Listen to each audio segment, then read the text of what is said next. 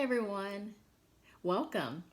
Today we are going to do an art activity inspired by the artist Judith Scott. And if you don't know who she is, I'm going to share a little bit about her before we get started. Judith Scott was born right here in Cincinnati, Ohio, and she was born as a twin. But different from her twin, she was diagnosed with Down syndrome and later became deaf as a child. Doctors told her family that because of her disability, she would never become anything. She wouldn't be able to accomplish anything in life. But boy, did she prove them wrong.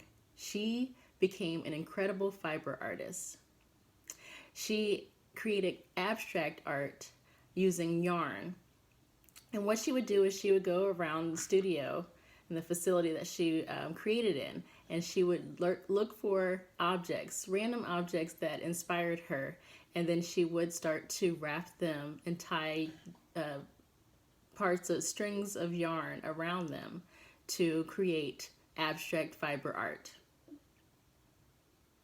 And without any training, no teachers at all, she learned how to do this on her own, which makes her an outsider artist. So Judith Scott has created over 200 pieces that are displayed in museums all over the world. And now we're going to create something just like her. So let's start with the supplies. So you'll need some scissors and some yarn.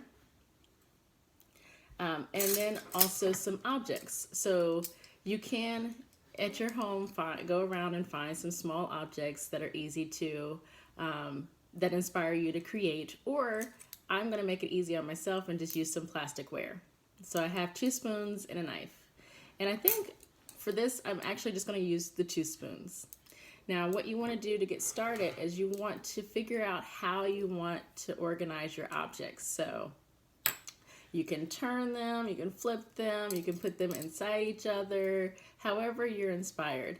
And this time, I think I'm going to actually put them face to face, just like that. Now that I know how I want my objects, I'm going to take a piece of yarn, just cut a small piece, and tie them together in that position.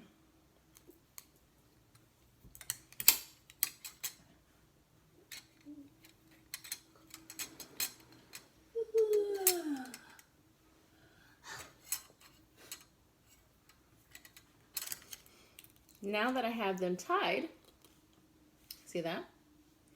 Now I want to take some yarn and just start wrapping it. Now, you want to change directions while you're doing it. So start one direction.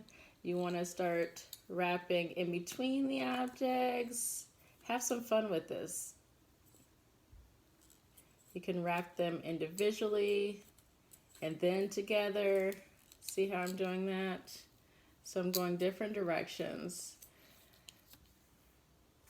And I actually have a piece that I've started, so I'm going to show you, just to save time, how that can be.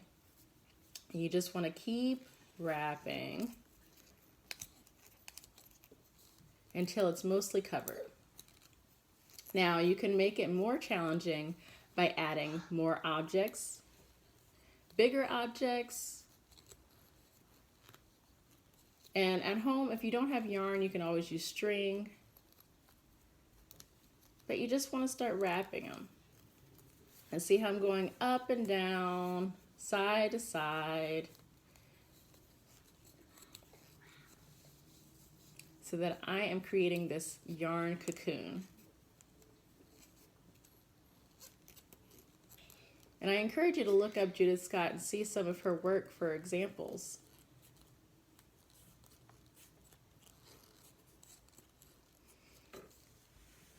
You see that? And here are some finished ones. There's this one. This one here. This is a different design.